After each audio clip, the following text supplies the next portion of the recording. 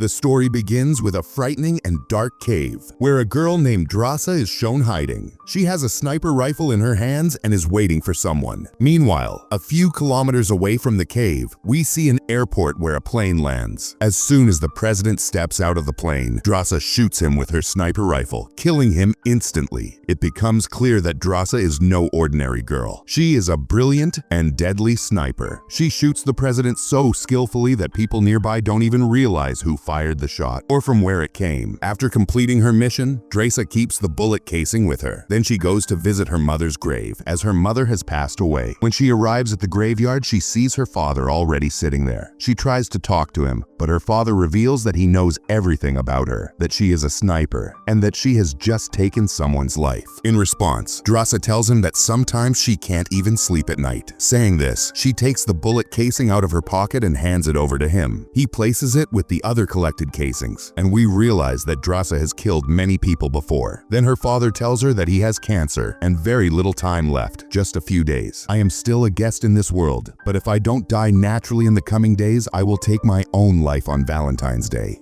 Hearing this, the ground slips from under Drasa's feet. She immediately pleads with her father not to do such a thing, but he keeps insisting that this is their last meeting and that they might never see each other again. Meanwhile, we are introduced to a man named Levi, who is haunted by his nightmares. To find some peace, Levi often sits by the seaside and writes poems. Today too, he is sitting there when suddenly he receives a message asking him to come to a certain address. Reading the message, Levi immediately gets into his car and drives to the location. As he enters the house, he meets a woman named Bartho. Through their conversation, we find out that Levi used to be a sniper in the military, but he is now retired and spends most of his time at home. Bartho speaks to Levi and assigns him a new mission, saying she wants to send him somewhere else because he is an excellent sniper, and only he can complete that. She also asks him if there is anyone in his family who would miss him if he never came back. Hearing this, Levi pauses to think, and then replies that he has no one. He lives alone. Bartho then tells him that the full mission details will be shared later. After this, Levi is rendered unconscious. When he regains consciousness, he finds himself on a plane, but he still has no idea which country he is being taken to for the mission. When Levi tries to ask the plane staff where he is going, they all ignore him. However, one of the pilots comes over and tells him that they have reached his destination and are about to land. She also informed him that to reach his actual mission site, he would have to walk at least 32 kilometers on foot. After saying this, she hands Levi a parachute. Wearing it, Levi jumps out of the plane onto the snow below and slowly starts moving forward. 2 days pass as Levi keeps walking, and finally, after 2 days, he reaches his destination. There, he first meets a man named JD, who takes him toward a watchtower. JD tells him that Levi will be stationed there for the next year. JD himself had worked there for a year, but now his time is up and the responsibility is being passed on to Levi. Although Levi is still unsure about what exactly his job is, when he asks JD, he is told that there is a very deep gorge nearby called Gorge, and Levi's task is simply to guard it, nothing more. JD then explains the rules to Levi. He can only contact the main team once a month, and his tower is called the West Tower. There is also another tower on the opposite side called the East Tower, but Levi is strictly forbidden from communicating with the people there. His sole focus must be on his own mission, just like the people at the East Tower focus only on theirs. JD also tells Levi that for an entire year, he is not supposed to have any personal contact with anyone. Levi is also told that he must check the automatic guns daily to ensure they are loaded. If they aren't, he needs to reload them immediately. Additionally, there are many mines laid out below. If there is any explosion or disturbance among them, Levi must investigate that too. Despite all these instructions, Levi still doesn't fully understand what his actual mission is. JD then picks up a small bomb and throws it into the gorge. As soon as it explodes, a terrifying and strange sound emerges from the depths, like the roar of a monstrous creature. It becomes clear that something horrifying is hidden inside the gorge, not just some minor threat. JD explains to Levi that the entities hidden inside are called loins, and it is Levi's mission to ensure they never reach the surface, no matter what. JD also shares a grim story. In 1940, 3 battalions of soldiers went down into the gorge to stop the loins. but none of them ever returned. He also tells Levi about a device called the stray dog alarm. JD warns him, if the alarm ever starts ringing, don't stop to think, just run for your life. Even JD admits he doesn't fully understand why the rule is so strict, but he's simply passing on what he was taught. While talking, they notice the East Tower across the gorge, where a new officer is being stationed because the previous officer's one-year term has ended. JD then explains to Levi about food and survival. A year's supply of food has been stocked for him, but if he wants, he can also hunt in the surrounding area. Finally, JD reveals a huge secret. This place has been kept hidden from the world for the last 75 years, and it must continue to remain secret in the future as well. After explaining everything, JD steps outside. He sets off a smoke signal, and a helicopter arrives to pick him up. However, before boarding, an officer inside the helicopter checks JD's identity and then unexpectedly shoots him. JD's death shows just how secretive and dangerous this place really is. No one who knows about it is allowed to leave alive. Meanwhile, Levi carefully follows all the instructions he was given. He loads bullets into the automatic guns and regularly inspects the surroundings. After a full month has passed, he makes his scheduled contact with the main team. He reports that he hasn't encountered any enemies and immediately ends the call. He was only allowed to say that much and could only send one message each month. Afterward, Levi passes the time by reading books kept in the locker. One day, while exploring the place, he notices messages written on the wall. Messages left by previous occupants based on their experiences. After reading them, he steps outside and uses a telescope to look toward the East Tower. There, he spots a girl sitting, none other than Drasa herself. Mesmerized by Drasa's beauty, Levi keeps looking at her, though he refrains from making contact, remembering the strict orders not to communicate with the other tower. Time passes, 2 to 3 months, and now Drasa also becomes aware of Levi's presence. On Levi's birthday, Drasa decides to reach out. She writes a message on a piece of paper, asking for Levi's name. Seeing this, Levi initially holds up a board, refusing to communicate. But Drasa, stubbornly sweet, tells him her name anyway. Eventually, Levi gives in and writes down his name too. This marks the beginning of their silent friendship.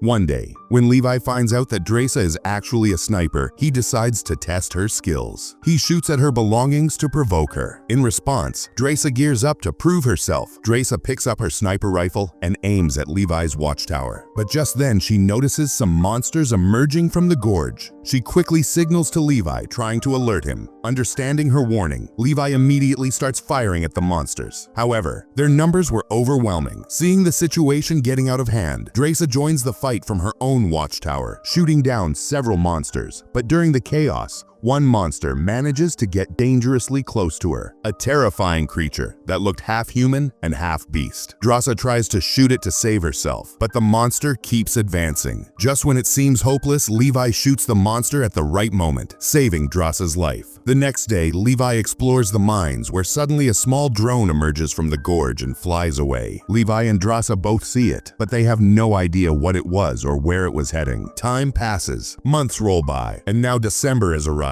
One day, Levi decides he wants to meet Drasa. He gets creative. He ties a rope inside the RPG launcher, where the missile would normally go, and fires it across to Drasa's side. Drasa sees what he's doing but doesn't immediately understand. When the rope reaches her side, she ties it to a tree, allowing Levi to slide across to the East Tower. When Drasa sees him arriving, she's overjoyed, but before she hugs him, she tells him to go take a bath first. Amused, Drasa cheekily watches Levi through a CCTV camera while he bathes. Afterward, they finally sit together and talk for hours. Drasa asks Levi about the longest shot he ever took. Levi shares that he once shot a target 3,000 meters away, back when he worked with the Marines. He then asks Drasa what exactly made this place so secret. Drasa simply advises him not to overthink it and to just focus on their mission. She also opens up about her father, who, by now she assumes, must have passed away. Later, Drasa plays some music and invites Levi to dance. As they dance together, their bond deepens, and they cross emotional and physical boundaries, falling closer together. During this time, Levi also tells Drasa about his poetry. He mentions he wrote a poem just for her. Excited, Drasa asks him to read it, but Levi promises he'll give it to her only once they both safely leave this place. Morning comes, and Levi decides it's time to return to his own tower. But as he's halfway there, he notices monsters climbing onto his watchtower. As they trigger the mines set up around the tower, a massive explosion occurs. The blast burns the rope Levi was using to travel, causing him to fall straight into the gorge. Drasa witnesses everything from the East Tower. Without hesitation, she grabs a parachute and jumps into the gorge after him. Draca ends up floating down a river inside the gorge, barely making it to the shore. Meanwhile, Levi is seen hanging from a tree, trapped by massive crab-like creatures trying to attack him. Before they can harm him, Draca arrives just in time and saves him. As they recover, they notice strange figures, Holoman soldiers riding horses, charging toward them, ready to attack. Levi and Draca don't back down when attacked by the Holoman soldiers. They fight bravely and manage to kill 2 Holoman, but one of them escapes. Afterward, Levi approaches one of the Holoman they killed and notices that he's wearing a military uniform. Seeing the uniform reminds Levi of something JD once told him, that decades ago, 3 army battalions had fallen into this gorge and were never heard from again. But how could they still be alive after all this time? This question leaves Levi deeply troubled. Moving forward, Levi and Draca stumble upon a horrifying scene. Human bodies from which trees had grown out. It looks as if some virus had taken over and corrupted their very biology. While they're still processing this terrifying sight, more Holoman begin approaching them. To escape, Levi and Draca run into an old church. But even the church offers no comfort. It's full of dead bodies, people who had taken their own lives to escape the horrors of the virus. While inside, a giant mutated spider attacks Draca. It seemed infected by the same virus, its monstrous form threatening both of them. Levi and Draca team up, shoot it down and kill it. But before they can even breathe, Holoman soldiers break down the church doors and swarm inside. Quickly, Levi and Draca escape again, fleeing into a tunnel built between the mountains. Once they shut the door behind them, they find themselves inside what appears to be an old secret laboratory. Inside, they discover a backup generator and manage to power it up. As they explore further, Levi finds an old DVD player. Curious, they play the DVD, and a woman appears on the screen, revealing some devastating secrets. She explains that years ago they had been working on a chemical missile in this facility with many people involved in the project. But one day, an earthquake struck, and it caused the chemical warhead they had developed to leak. The chemical spread throughout the area, infecting and mutating people. They had reported the incident to the military, urging them to bomb the entire area to prevent the infection from spreading further. But the military ignored their warnings. Listening to the woman's story, Levi and Draca finally begin to understand the full truth of the gorge. Exploring the lab further, they come across a modern computer, surprisingly still functional. When they turn it on, they find shocking information about a corporation called Dark Lab. This company was involved in creating paramilitary super soldiers. They would collect infected human samples from the gorge and use them to create superhuman soldiers. It becomes clear why no country wanted to completely destroy this place. They were all interested in the biological research hidden here. Levi also discovers from the data that the gorge is 4.2 kilometers long. As they leave the tunnel, suddenly a Holoman attacks them. He captures Draca, tying her with a rope and dragging her away. Draca tries desperately to cut herself free, but it doesn't work. Meanwhile, Levi searches for her, wandering deeper into the gorge until he comes across a massive missile, likely the same chemical missile that had leaked years ago. Nearby, Draca is seen tied to a tree, struggling as the Holoman stands guard over her. She pleads with him to release her, but when he refuses, she manages to free herself and launches an attack. A brutal fight breaks out between Draca and the Holoman. Just when things get critical, Levi arrives and shoots the Holoman, saving Draca. Levi manages to save Draca, but when he looks at the soldier's uniform, he realizes something shocking. The man he just killed was the very first person ever assigned to guard a watchtower here, but had later become infected. Realizing how dangerous things have become, Levi and Draca decide to escape. They find an abandoned car, install a new battery in it, and tie a rope to the car. As the car begins climbing upward along the rope, a horde of Holomans suddenly appears and attacks them. Levi and Draca fire at them with their sniper rifles, killing many. But eventually, when they run out of bullets, they set the Holoman on fire, push the burning car down the hill, and somehow manage to reach the eastern tower. However, they fear they might themselves have gotten infected. To be safe, Levi uses a rope to climb back to his own watchtower. Once there, he contacts Bartho via radio. Bartho asks Levi if he has gone into the Gorge, the forbidden area. Levi lies and says no. Bartho, however, already knows the truth. She had reviewed the CCTV footage and seen Levi and Drasa inside the gorge. Still, she doesn't confront him directly. Instead, she decides to come there herself the next day. When Bartho's helicopter approaches, Levi and Drasa see it and immediately realize she's come to kill them. They quickly flee into the jungle. Levi knows that if they can cross the 4.2 kilometers, the gorge connects back around and they can reunite safely. Meanwhile, Levi attacks the anti-aircraft system at the watchtower, triggering an alarm. This means the stray dog mode is now activated. Within 2 minutes, the entire area will self-destruct. Bartho, realizing this as well, tries to escape in her helicopter. Meanwhile, Levi and Drasa run for their lives. Exactly 2 minutes later, the massive chemical missile stored inside the gorge explodes. The blast kills all the remaining Holomen and also hits Bartho's helicopter, killing her as well. In the chaos, Levi falls into a river while Drasa survives. She waits for Levi for days, sitting alone, hoping he will return. But when no sign of him appears, she sadly opens the poem Levi had written for her and reads it. Slowly, she starts a new life, working at a restaurant. Then one day, unexpectedly, Levi walks in, alive. Drasa, overwhelmed with happiness, rushes to him and they kiss, finally reuniting. And with that, the story comes to an end. If you enjoyed the story, don't forget to like and subscribe. Stay tuned for more.